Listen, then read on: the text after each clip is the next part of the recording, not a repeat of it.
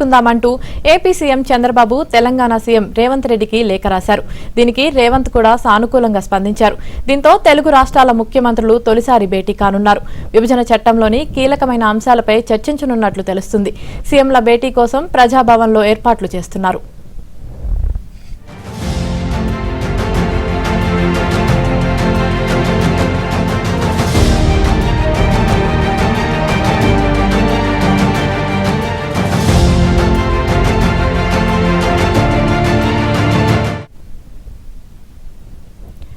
ఆంధ్రప్రదేశ్ రాష్ట్ర విభజన జరిగి సరిగ్గా 10 ఏళ్లు పూర్తి అయింది. ఈ నేపథ్యంలో ఏపీ, తెలంగాణ మధ్య వివిధ కార్పొరేషన్లు, ఉమ్మడి సంస్థలకు సంబంధించిన అనేక సమస్యలు అపరిష్కృతంగా ఉన్నాయి. ఏపీ పునర్వ్యవస్థీకరణ చట్టం 2014లో వివరించిన ఈ సమస్యల్లో చాలా వరకు కోర్టు కేసుల కారణంగానే కొనసాగుతూనే ఉన్నాయి. ఇందులో ఆస్తుల విభజన, థర్మల్ పవర్ ప్లాంట్, గిరిజన యూనివర్సిటీ ఏర్పాటు, నదీ జలాల భాగస్వామ్యం వంటి వాగ్దానాల నెరవేర్పు కూడా ఉంది. బ్యాక్వర్డ్ రీజియన్ గ్రాంట్ ఫండ్ కింద తెలంగాణకు నిధులు రాలేదు.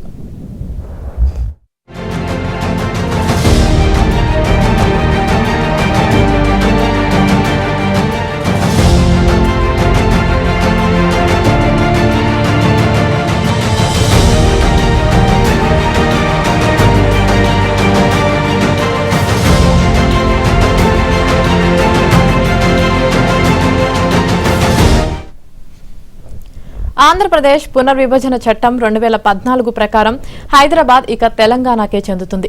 హైదరాబాద్లోని లేక్ వ్యూ ప్రభుత్వ గెస్ట్ హౌస్ వంటి భవనాలను జూన్ 2 తర్వాత స్వాధీనం చేసుకోవాలని తెలంగాణ ముఖ్యమంత్రి రేవంత్ రెడ్డి రాష్ట్ర విభజన సమస్యలపై నిర్వహించిన సమీక్షా సమావేశంలో అధికారులకు ఆదేశాలు ఇచ్చారు. లేక్ వ్యూ ప్రభుత్వ గెస్ట్ హౌస్ ను 10 సంవత్సరాల పాటు ఆంధ్రప్రదేశ్కు కేటాయించారు. కాగా ఢిల్లీలోని ఆంధ్రప్రదేశ్ భవన్ పై వివాదాన్ని గత మార్చిలో పరిష్కరించారు. ఆ స్థలాన్ని 2 రాష్ట్రాలకు కేంద్రం కేటాయించింది. విభజన సమస్యలపై మార్చిలో దేశ రాజధానిలో 2 రాష్ట్రాల సీనియర్ అధికారులతో కేంద్రం సమావేశం నిర్వహించింది.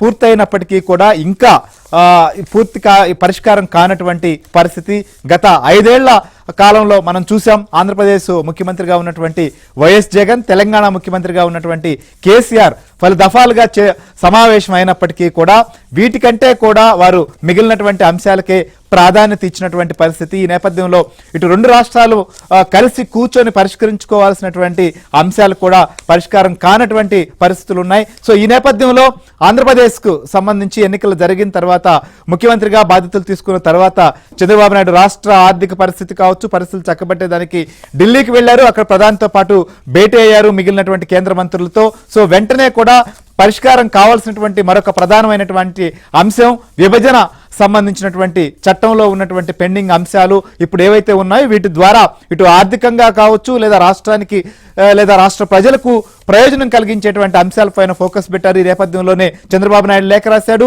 రేవంత్ రెడ్డి కూడా దానికి రిప్లై ఇవ్వడం, రేపు సమావేశం కూడా జరగబోతున్నటువంటి నేపథ్యం. ఈ సమావేశంలో ప్రధానంగా చర్చకు రాబోయేటువంటి అంశాలు ఇటు ఆంధ్రప్రదేశ్ సంబంధించినటువంటి ప్రభుత్వం యంత్రాంగం ఏ రకంగా కసరత్తు చేస్తుంది, అలానే తెలంగాణ ప్రభుత్వం అధికార యంత్రాంగం దీనిపైన ఇప్పటికే కసరత్తు ఏం చేసింది, రేపు జరగబోయేటువంటి సమావేశంలో ఏ అంశాలు చర్చించబోతున్నారు, ఎవరెవరు ఈ భేటీలో కూడా పాల్గొనబోతున్నారు అనేది కూడా చాలా ఆసక్తి ఉంది తెలుగు రాష్ట్రాల్లో. సో దీనికి సంబంధించి మనం మరింత అప్డేట్ కూడా చూద్దాం. మా తెలంగాణ బ్యూరో చీఫ్ నవీన్ మనతో పాటు లైవ్ లో సిద్ధంగా ఉన్నారు. అలానే మా ఏపీ బ్యూరో చీఫ్ రామారావు కూడా మనతో పాటు లైవ్ లో ఉన్నారు. సో నవీన్ చెప్పండి, ముఖ్యంగా హైదరాబాద్ వేదికగా ఈ సమావేశం జరగబోతోంది. మనం చూసాం ఉమ్మడి ఆంధ్రప్రదేశ్ విభజన తర్వాత ఇప్పటికీ కూడా పరిష్కరించుకోవాల్సినటువంటి అంశాలు చాలా పెండింగ్ లో ఉన్నాయి. ముఖ్యంగా షెడ్యూల్ 9 కావచ్చు, 10 కావచ్చు. సో రేపు జరగబోయేటువంటి సమావేశానికి ఏ రకంగా ఏర్పాట్లు చేశారు, ఎవరెవరు పాల్గొనబోతున్నారు, ప్రధానంగా ఉన్నటువంటి అజెండా ఏంటి?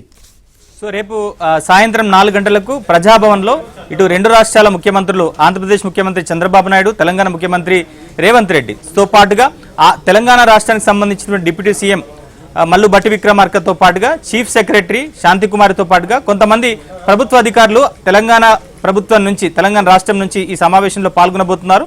సో ఇక ప్రధానంగా ఈ సమావేశం దాదాపుగా ఒక 3 నుంచి 4 గంటల పాటు కొనసాగేటువంటి అవకాశాలు అయితే మనకు కనిపిస్తున్నాయి. సో మనకు ఉన్నటువంటి సమాచారం మేరకు సాయంత్రం ఈ 2 రాష్ట్రాల ముఖ్యమంత్రులు ఇద్దరు కూడా జాయింట్ ప్రెస్ మీట్ పెట్టేటువంటి అవకాశాలు ఉన్నట్టుగా కూడా ప్రభుత్వ వర్గాలు చెప్తున్నాయి. సో మొత్తం మీద ఈ తెలంగాణ రాష్ట్రం ఏర్పడి అంటే ప్రధానంగా రాష్ట్ర విభజన జరిగి 10 సంవత్సరాలు పూర్తయిపోయింది.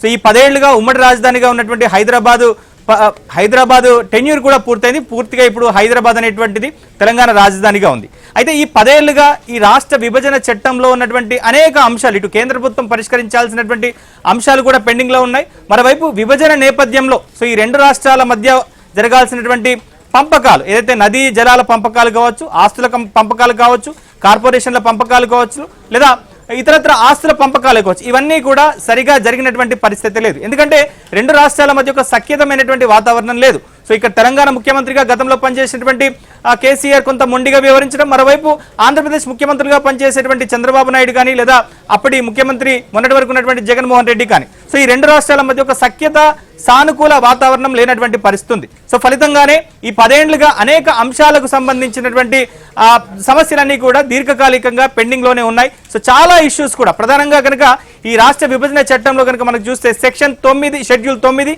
షెడ్యూల్ 10. సో షెడ్యూల్ 9లో కనుక చూస్తే 92 సంస్థలు ఉన్నాయి. సో ఈ 92 సంస్థల్లో సో కేంద్ర ప్రభుత్వం రకరకాల దాదాపుగా 32 సార్లు సమావేశాలు నిర్వహించి 23 సంస్థల వరకు తీసుకొచ్చింది. అంటే ఈ 92 సంస్థల్లో ఇప్పుడు 23 సంస్థలకు సంబంధించిన అంశాలు మాత్రమే చాలా పెండింగ్ లో ఉన్నాయి, కీలకంగా మారాయి. అలానే సెక్షన్ 10 కు సంబంధించి కనుక చూస్తే షెడ్యూల్ 10 కు సంబంధించి కనుక చూస్తే 142 సంస్థలకు సంబంధించి 30 సంస్థల్లో ప్రస్తుతం అయితే అవి పీఠముడిగానే ఉన్నాయి. సో చాలా అంశాలు కూడా ఇటు 2 రాష్ట్రాలు కూడా పోటాపోటీగా హైకోర్టుకు అంటే న్యాయపరమైనటువంటి పోరాటాలు చేస్తున్నటువంటి నేపథ్యంలో సో ఇక చర్చలు, సంప్రదింపులు లేకుండానే ఈ సమస్యలన్నీ కూడా జటిలంగా మారాయి.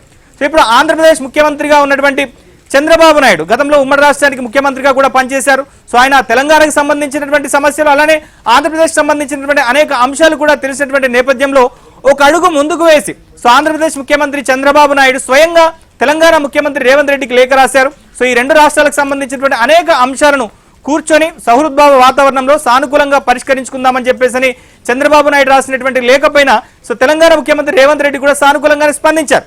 సో 2 రోజులుగా హైదరాబాద్ లో ముఖ్యంగా చీఫ్ సెక్రటరీ నుంచి అన్ని శాఖలకు సంబంధించిన అధికారులతో రేవంత్ రెడ్డి సమీక్ష సమావేశం నిర్వహించారు. ఎందుకంటే 2 తెలుగు రాష్ట్రాల ప్రజలు ఎంతో ఉత్కంఠగా ఎదురు చూస్తున్నటువంటి సమావేశం ఇది. దాదాపుగా 10 ఏళ్లుగా పెండింగ్ లో ఉన్నటువంటి అనేక సమస్యలకు ఈ సమావేశం ద్వారా ఒకంత సానుకూలమైన వాతావరణంలో ఒక పరిష్కారం దొరుకుతుందని చెప్పి అందరూ కూడా ఎదురు చూస్తున్నారు. సో దాంట్లో ఉద్యోగులకు సంబంధించినటువంటి విభజన 10 సంవత్సరాలు రాష్ట్ర విభజన జరిగినప్పటికీ కూడా 144 మంది ఉద్యోగులకు సంబంధించిన విభజన ఇంకా సరిగా జరగలేదు.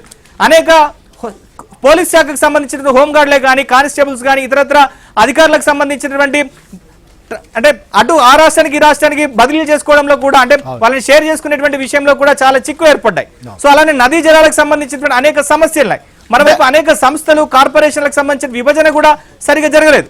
మరోవైపు ఆంధ్రప్రదేశ్ ప్రభుత్వానికి సంబంధించి కనుక చూస్తే జనాభా నిష్పత్తి ప్రకారం ఆస్తుల పంపకాలు కానీ లేదా నదీ జలాల పంపకాలు కానీ లేదా ఆస్తుల పంపకాలు కానీ జరగాలని చెప్పని ఆంధ్రప్రదేశ్ ప్రభుత్వం మొండిగా ఉండేది. సో ఇక్కడ తెలంగాణ ప్రభుత్వం తెలంగాణ గడ్డ మీద ఉన్నటువంటి సంస్థలకు సంబంధించి పూర్తి అధికారాలన్నీ కూడా తెలంగాణకే ఉంటుందని చెప్పేసి తెలంగాణ ప్రభుత్వం మొండిగా ఉంది. సో కనుక అనేక సమస్యలు కూడా దాదాపుగా 10 ఏళ్లుగా పెండింగ్ లో ఉన్నాయి. సో వీటన్నిటిని కూడా ఆంధ్రప్రదేశ్ ముఖ్యమంత్రి అలానే తెలంగాణ ముఖ్యమంత్రి ఇద్దరు కలిసి కూర్చోవడం ద్వారా ఒక శాశ్వతమైనటువంటి పరిష్కారం కొనగనేటువంటి అవకాశాలు అయితే కనిపిస్తాయి. ముఖ్యంగా మనం చూసాం షేలాబేడి కమిటీ కూడా వేశారు. ప్రధానంగా ఆస్తుల సంబంధించి షెడ్యూల్ 9 లో కానీ 10 లో కానీ ఉన్నటువంటి ఆస్తులకు సంబంధించినటువంటి అంశం పైన అప్పట్లో తెలంగాణ కూడా అభ్యంతరం వ్యక్తం చేసినటువంటి పరిస్థితి చూసాం. ఆ పంపిణీ సంబంధించినటువంటి ప్రక్రియ పైన దీనివల్ల తెలంగాణకు కూడా నష్టం కలుగుతుంది అనేటువంటి అంశాన్ని కూడా అప్పుడు ప్రధానంగా తెరపైకి తెచ్చారు. సో ఇప్పుడు ఆ చిక్కుముడిని ఇప్పేందుకు ఆ విషయం పైన ఏ రకంగా ఫోకస్ పెట్టేటువంటి అవకాశం ఉండొచ్చు?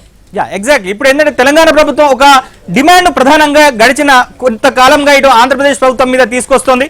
సో ముఖ్యంగా ఖమ్మం జిల్లాకు సంబంధించిన మంత్రి తుమ్మల నాగేశ్వరరావు తెలంగాణ ప్రభుత్వాన్ని ముఖ్యంగా రేవంత్ రెడ్డిని రిక్వెస్ట్ చేస్తున్నారు.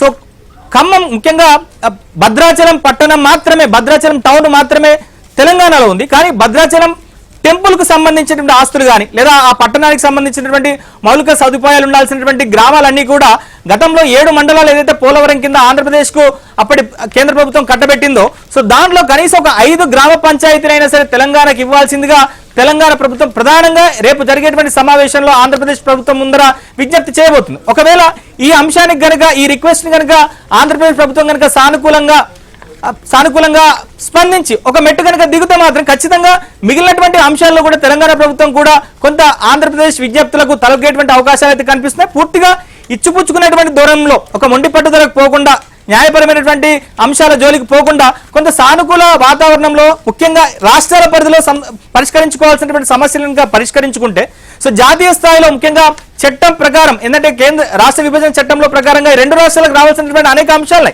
ప్రధానంగా రోడ్లకు సంబంధించినటువంటి అనేక పెండింగ్ బిల్లులు అలానే ఉన్నాయి. అలానే వెనుకబడినటువంటి జిల్లాలకు సంబంధించి అభివృద్ధికి సంబంధించినటువంటి అనేక నిధులు కూడా ఇప్పటికీ పెండింగ్ లోనే ఉన్నాయి. సో ఇవన్నింటినీ కూడా ఈ 2 రాష్ట్రాల మధ్య ఉన్నటువంటి ఫస్ట్ సమస్యలను పరిష్కరించుకుంటే మిగిలినవి కేంద్ర ప్రభుత్వం చేయాల్సినటువంటి పనులను ముఖ్యంగా ఢిల్లీలో కొంత కీలకంగా ఉన్నటువంటి మనిషిగా ఉన్నటువంటి చంద్రబాబు నాయుడు ఖచ్చితంగా ఇటు ఆంధ్రప్రదేశ్ ప్రభుత్వానికి సంబంధించి అలానే తెలంగాణ రాష్ట్రానికి సంబంధించిన అంశాలను ఆయన ఖచ్చితంగా కేంద్ర ప్రభుత్వం నుంచి సాధించుకు తీసుకొస్తారనేటువంటి నమ్మకం అయితే రెండు తెలుగు రాష్ట్రాల ప్రజల్లో అయింది. ముఖ్యంగా 2 రాష్ట్రాల మధ్య ఉన్నటువంటి సమస్యలను పరిష్కరించుకొని జాతీయ స్థాయిలో కేంద్ర ప్రభుత్వం నుంచి ఏవైతే తెచ్చుకోవాలో వాటిని తెచ్చుకుందామనేటువంటి ఆలోచనలోనే 2 రాష్ట్ర ప్రభుత్వాలు ఉన్నట్టుగా మనకు తెలుస్తోంది. ఎస్ నవీన్, ఇంకొక ప్రధాన అంశం, మనం ఈ సమావేశం జరగబోతుంది అనగానే ఇటు బీఆర్ఎస్ కావచ్చు మిగిలినటువంటి ప్రతిపక్షాలు కూడా కొన్ని సూచనలు అనొచ్చు లేకపోతే కొంత వాళ్ళదైన శైలిలో కూడా రియాక్ట్ అవుతున్నారు. వారి నుంచి వస్తున్నటువంటి సూచనలు కావచ్చు డిమాండ్లు కావచ్చు ఏంటి?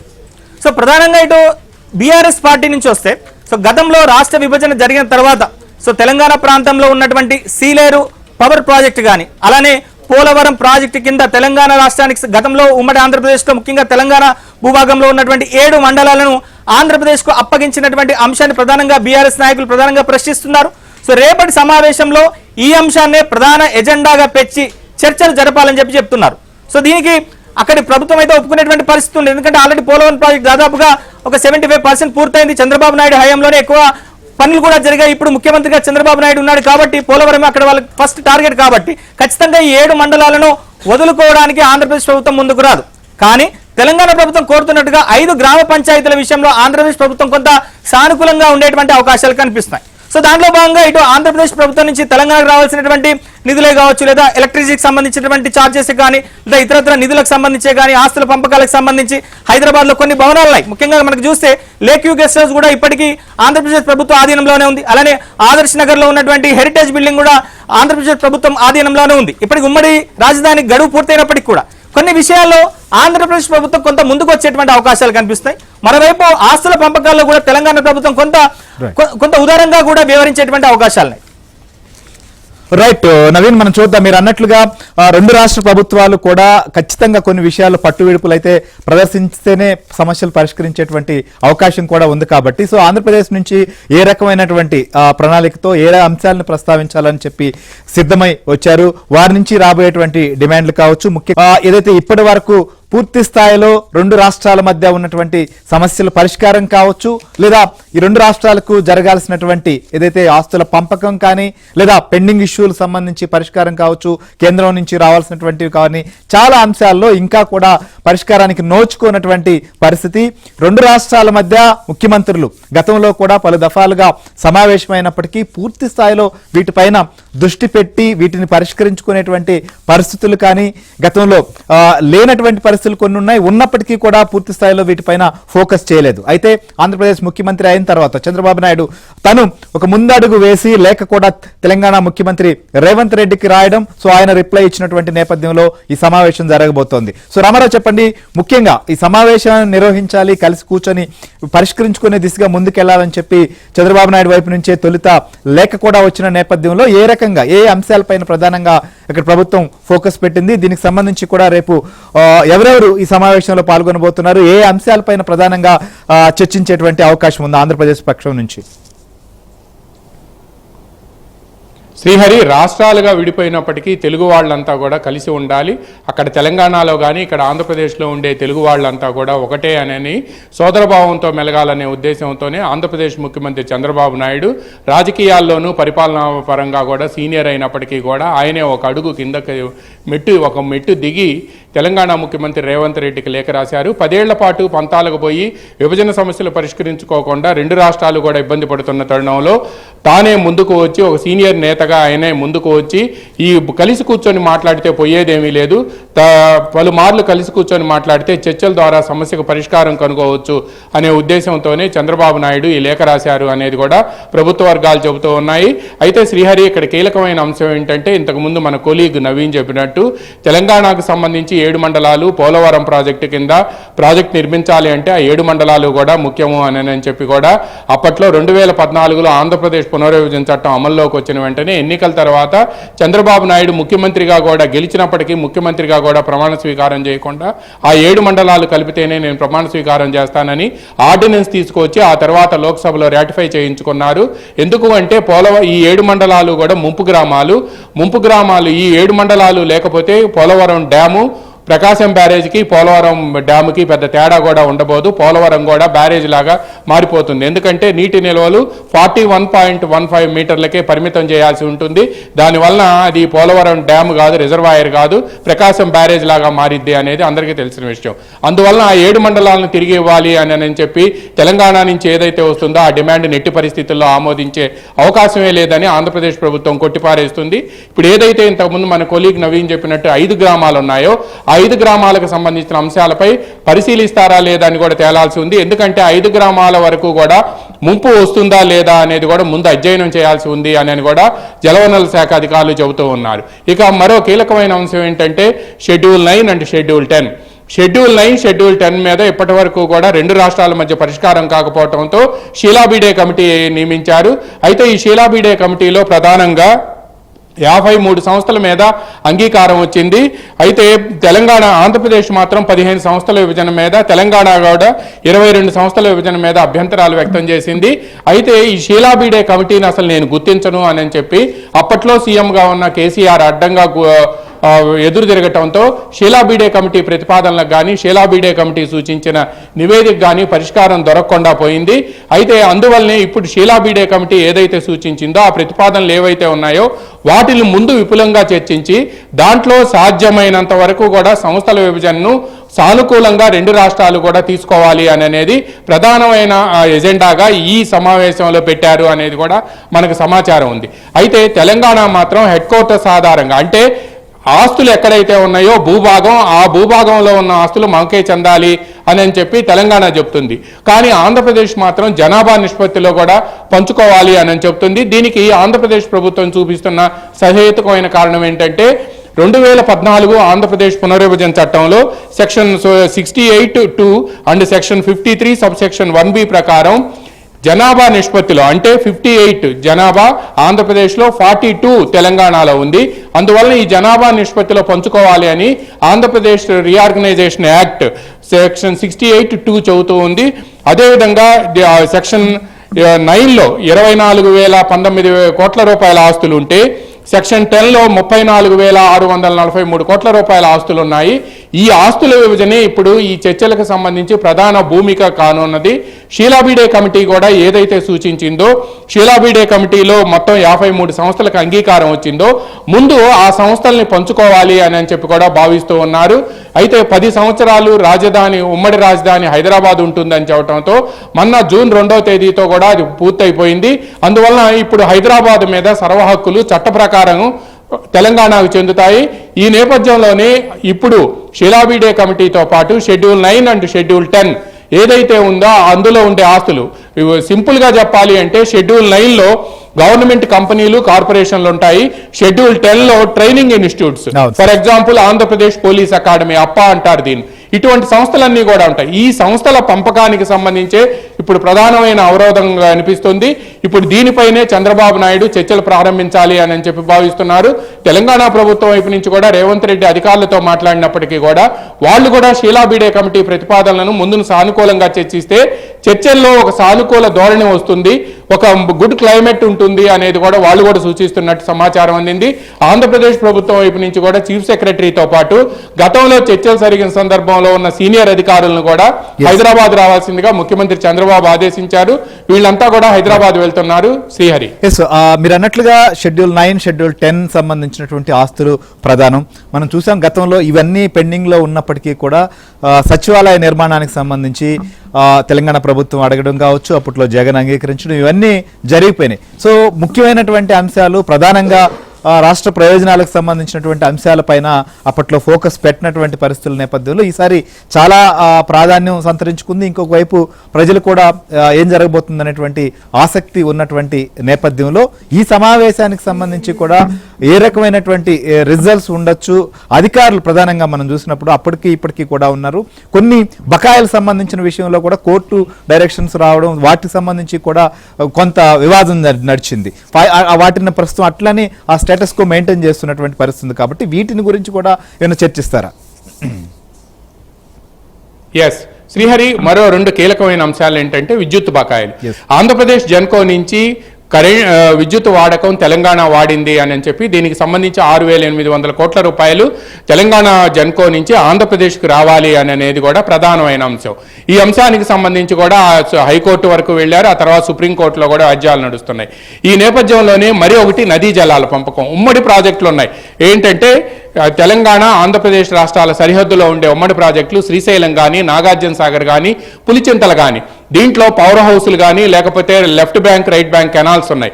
అంటే ఈ ఉమ్మడి ప్రాజెక్టులు ఏవైతే ఉన్నాయో దీనిపై ఇప్పటి వరకు కూడా వివాదాలు జరిగి నాగార్జున సాగర్ డ్యామ్ మీద 2 రాష్ట్రాలకు సంబంధించిన పోలీసులు తన్నుకునే పరిస్థితి వరకు కూడా వెళ్ళింది. ఈ నేపథ్యంలోనే మొన్న ఎన్నికలకు ముందు కూడా, అంటే తెలంగాణ ఎన్నికలకు ముందు కూడా ఆంధ్రప్రదేశ్ పోలీసులు వెళ్లి తెలంగాణకు సంబంధించిన పవర్ హౌస్ స్వాధీనం చేసుకోవటం, గేట్లకు తాళాలు వేయటం, ఇవంతా జరిగింది. ఈ నేపథ్యంలోనే కృష్ణా రివర్ మేనేజ్మెంట్ బోర్డు వీటన్నిటినీ కూడా స్వాధీనం చేసుకుంది. ప్రాజెక్టుల నిర్వహణ అంతా కూడా కేఆర్ఎంబి పరిధిలోకి వెళ్ళింది. అయితే ఇప్పుడు నీటి పంపకాలకు సంబంధించి ఏదైతే నికర జలాలు ఉన్నాయో లేకపోతే ఏదైతే మిగులు జలాలు ఉన్నాయో ఇప్పటి వరకు కూడా అసలు జలాల కేటాయింపే లేకుండా ప్రాజెక్టులు నిర్మాణం చేశారో వీటన్నిటికీ సంబంధించి కూడా తెలంగాణ ప్రభుత్వం పదే రీఅలొకేషన్ జరగాలి అని కోరుతుంది. అందువల్లనే బ్రిజేష్ కుమార్ ట్రిబ్యునల్ ను కేంద్ర ప్రభుత్వం నియమించింది.